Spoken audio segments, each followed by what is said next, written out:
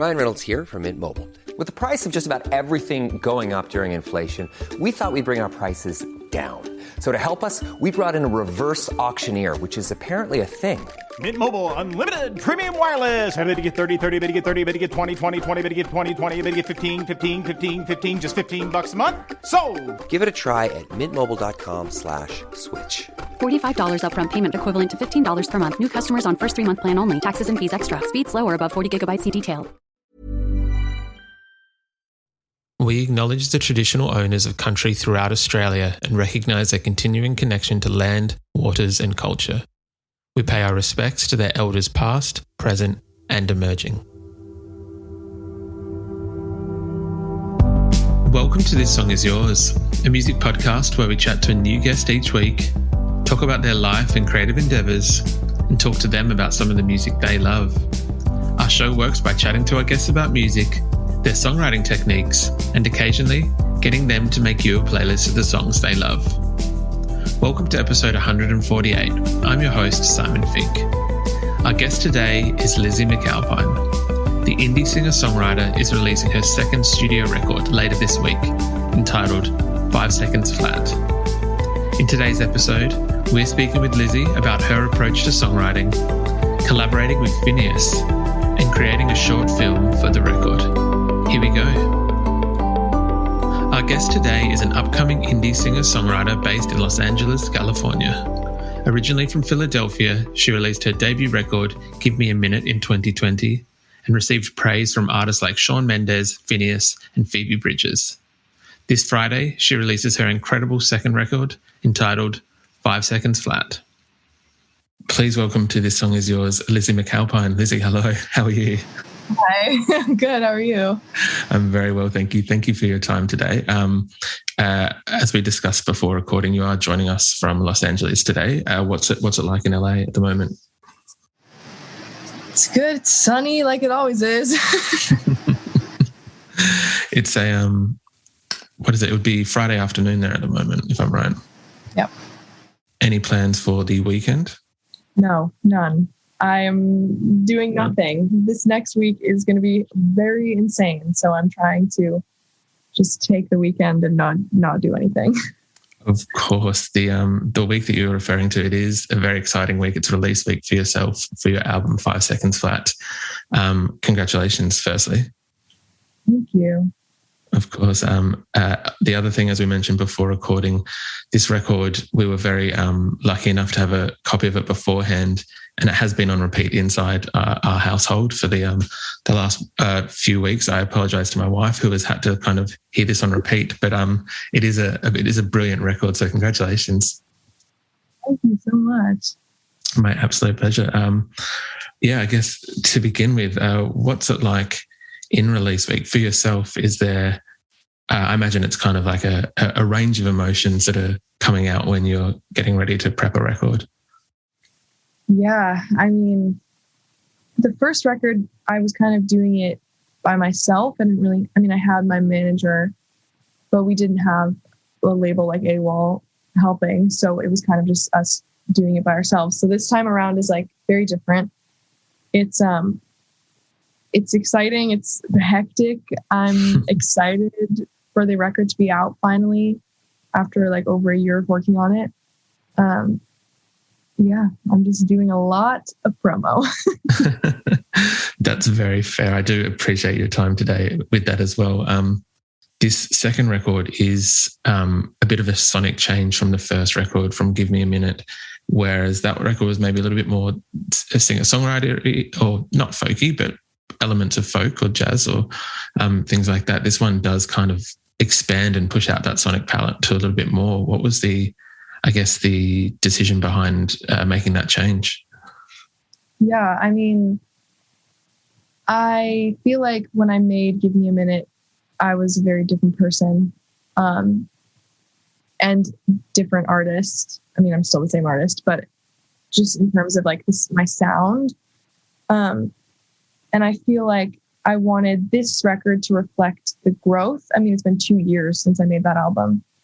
And while it feels like that's definitely who I was at one point in my life, and that's the kind of music that I made then, That doesn't feel like where I'm at anymore.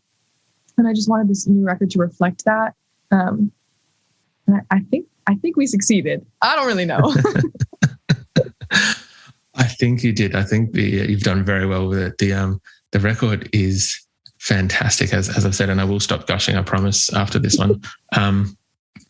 One thing that I kind of really loved about the record, and I guess yourself as an artist in general, was the songwriting and the attention to detail, because I feel like you're a songwriter who can kind of build these worlds and this imagery within the span of like a 3.5 minute pop song, which is a very difficult task to do. It's not as easy as some people think. And so I think, what was it? All My Ghosts, when you're referring to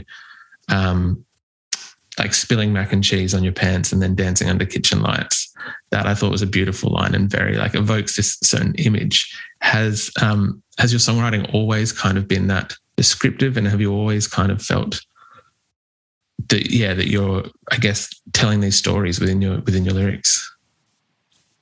I think that when I first started writing songs, it definitely was not that way. I started writing songs when I was like 12. And I definitely wrote for like a good chunk of the first years that I was writing. It was very much like metaphors and like weird things that didn't really make sense. It was just kind of like all over the place. I was just figuring it out. And I feel like the more that you do something, the better you get at it, obviously. So the more that I wrote, I feel like I just naturally evolved into that. And then going to Berkeley for college, I just felt like being surrounded by all of these amazing musicians just influenced me even more. And it's just been like a constant evolving. I can't pinpoint an exact moment when I started writing like really descriptive. It just kind of naturally happened. Yeah, of course. I feel that the other thing, and maybe this is something that was picked up at Berkeley, the other reason why I've really kind of taken to these songs was that there's tiny little bits of the songs that I feel subvert listeners' expectations, if that makes sense. Like if you're expecting a certain kind of phrase to rhyme or whatever, right at the end, it's not a big thing, but like it might change, or it might just kind of not throw them off, but I feel like it keeps the listeners on their toes, which I feel like is a very enjoyable way to listen to music. And I was wondering whether that's an intentional thing on your behalf, or whether that's just kind of how the song organically kind of comes out. Yeah, I honestly don't really think about that kind of stuff when I'm writing at all. Like, I kind of just sit down and words come out of my mouth and I write them down, and that's it. That's very fair. That's very fair. Do you remember, I guess, when you first started to pick up an instrument, and when you kind of thought songwriting and making music was something that you wanted to do? I've always been musical. I mean, there are videos of me from like preschool, like coming home and like singing the songs that I learned in preschool to my family and like making them watch me sing the songs. So I've always been musical, and I think I started playing piano when I was I started taking lessons when I was in like 4th grade. I would sit at my grandma's piano though and just like pretend to play when I didn't know how to for a long time. So like I've always been around music and wanting to be in that world. And then I picked up guitar, I think like middle school. So like 12, right around like when I was starting to write, I think. Yeah. Were your parents or grandparents musical in any kind of way? Like no. I think that my mom can sing. She just doesn't. But I think she's able to carry a tune. My grandma, she tried to be musical. She took like guitar lessons for a little bit. So she had a guitar at her house, and she had a piano because she played piano when she was younger. So we were always there. So just by being around those instruments, I just kind of like picked it up. Yeah, of course. I know you just mentioned you also attended the Berklee College of Music. I'm guessing, what was your experience like there? And because some of the alumni from that school over the years is just absolutely incredible. So I can imagine that just being a student there, some of the lessons you'd learn, some of the people you'd meet would be just, insane. Yeah, it was definitely interesting because I was only there for 2 years. I dropped out in the summer of 2020. And I feel like the most that I really got out of it was the people that I met and the connections that I made. I feel like that's music school is, you can go to learn and you also go to like meet people. That's how you like get into this industry. So I feel like the people that I met there were amazing and have like gotten me to where I am now. My dad works in B2B marketing. He came by my school for career day and said he was a big ROAS man. Then he told everyone how much he loved calculating his return on ad spend. My friends still laugh at me to this day. Not everyone gets B2B, but with LinkedIn, you'll be able to reach people who do. Get a $100 credit on your next ad campaign. Go to linkedin.com/results to claim your credit. That's linkedin.com/results. Terms and conditions apply. LinkedIn, the place to be, to be. Hey, I'm Ryan Reynolds. At Mint Mobile, we like to do the opposite of what Big Wireless does. They charge you a lot, we charge you a little. So naturally, when they announced they'd be raising their prices due to inflation, we decided to deflate our prices due to not hating you. That's right. We're cutting the price of Mint Unlimited from $30 a month to just $15 a month. Give it a try at mintmobile.com/switch. $45 upfront payment equivalent to $15 per month. New customers on first 3-month plan only. Taxes and fees extra. Speed slower above 40 gigabytes. See details. It was interesting though, because I was there when, the pandemic happened. And so we went online. And at that point, I was about to release Give Me a Minute. And I was like, I don't really want to do another 2 years of online school. So I was just like, I'm just going to drop out and focus on music. And I think I made the right choice. I think your plan has gone well so far. It seems to be doing pretty well. So this new record does have a few guest features on there. It's not just yourself. There's Jacob Collier, there's Ben Kessler, Laura Elliott, and the freshly minted Academy Award winner, Finneas. Yes. How did all these collaborations kind of come about? Was it that some approached you, you approached some others, or what was the process of that like? I just reached out to people. I mean, Laura and Ben and Jacob were all like my friends before. So I just like texted them. I was like, hey, do you want to be part of this? And we're all like, okay. Finneas was a little different. We followed each other on Instagram for a while and we never like really talked. And I was like, maybe I should go through his managers just because like he's like famous. But the way that I normally just reach out to people, I just DM them on Instagram. That's how I've made like all of my connections basically, and all of my friends is just DMing people. So I was like, I'm just going to do that because that's what I just normally do. And so I just DM'd him and I was like, I have this song. Let me know if you want to hear it. And he was like, yes, here's my number. Like, send it to me. I'd love to.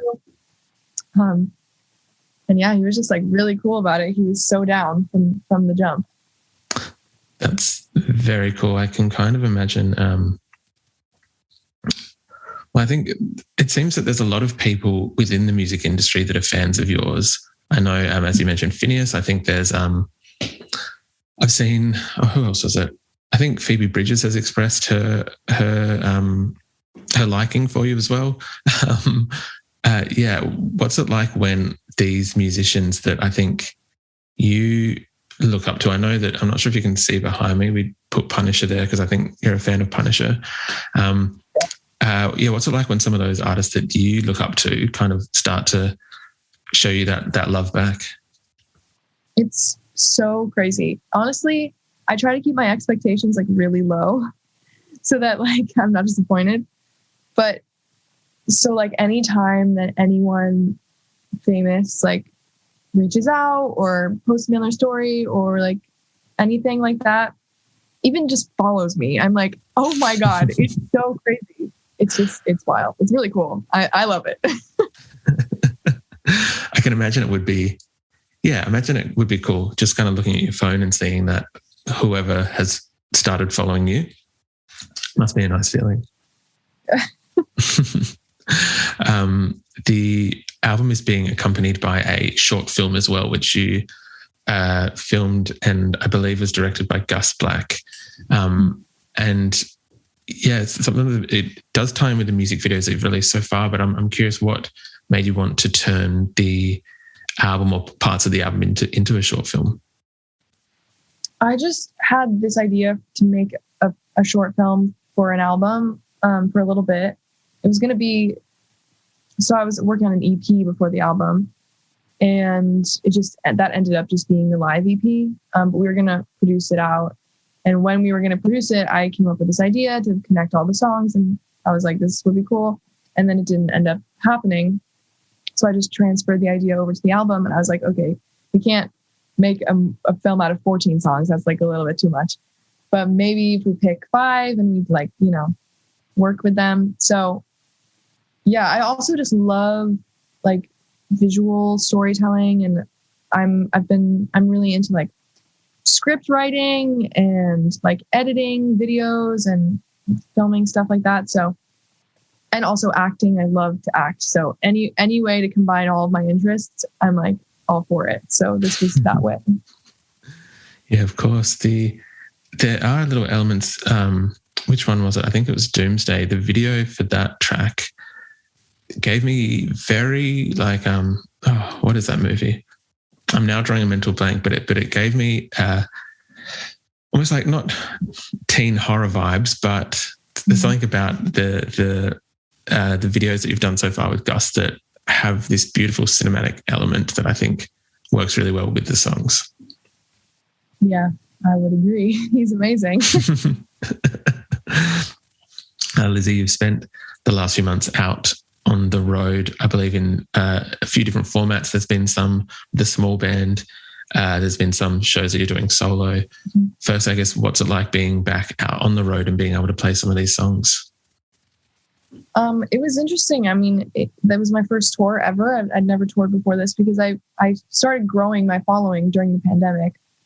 And I released Give Me a Minute during the pandemic, so I haven't been able to tour. So it was fun. It was my first tour. It was very long and hard at times, but it was also really rewarding to like see people actually show up and like sing my words. It's crazy. Yeah, it was fun. Do you have a preference of performing solo or with the band? I mean, I love performing solo because I can just do whatever I want, but I feel like this new album lends itself so much to like a full band, that I think I would slightly prefer a band just because it helps get the music across the way that I want it to. Yeah, of course. I would agree, especially in, I guess, what track, like Erase Me. Mm-hmm. The way that song builds and builds and builds in that second half, I imagine is a little bit more difficult to do. Still achievable, but difficult to do as yourself and just a guitar. Lizzy, at any point, could we expect to see you? I'm not sure if you can tell by the accent, but we are in Australia. Can we expect to see you at any point here in Australia to play some shows? Hopefully. I mean, I have no idea, but hopefully I'd love to. I think that there's quite a few fans down here, so I'm sure that there's a number of people who'll be excited by even a hopefully. They'll take that. Lizzy, very quickly, we usually ask our guests what they're currently listening to. If there's anything at the moment that's kind of taken your fancy musically, whether it be on your record player or Spotify or whatever it may be. My friend Jensen McRae actually just released an album a couple days ago. It's called Are You Happy Now? And it's so good. Her songwriting is just insane. She's just so smart. It's like all of her songs are poems. I just love it. That's awesome. I'm just trying to think. I think that record, is she on the cover and she's wearing glasses and it's quite like a close-up shot? Yes. Where do you find, other than, I guess, having friends who do release albums, where do you usually find your new music? Honestly, just what I mean, sometimes I find it from like my friends posting on their stories. sometimes I find it through Spotify, like a radio or something. It honestly kind of just depends. There's no like one specific way I find music, but a lot of times it is people reposting songs and I'm like, oh, if they think it's good, then let me check it out, you know? That's very fair. Are you a fan of the algorithm, or do you think that there's something a little bit more sinister about the algorithm? I don't know. I honestly don't think about it that much. Look, that's probably a smart idea not to pay too much mind to that. Lizzy, congratulations again on the release week. It is 5 Seconds Flat. The album comes out this Friday. Thank you very much for being on the podcast. Thank you so much for having me.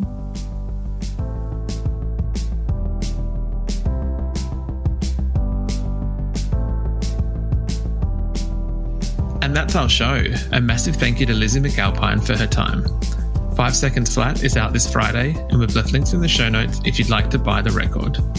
We also want to give a huge shout out to Sarah at All Stripes for helping out with today's interview.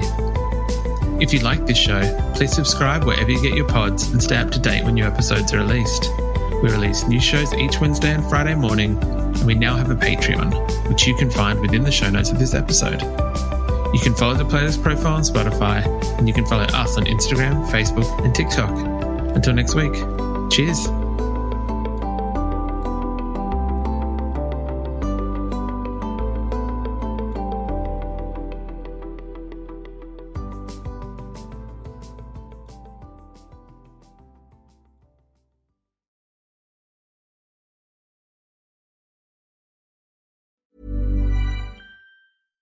This podcast is brought to you by eHarmony, the dating app to find someone you can be yourself with.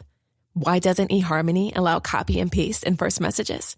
Because you are unique, and your conversations should reflect that. eHarmony wants you to find someone who will get you. How are you going to know who gets you? If people send you the same generic conversation starters they message everyone else. Conversations that actually help you get to know each other. Imagine that. Get who gets you on eHarmony. Sign up today.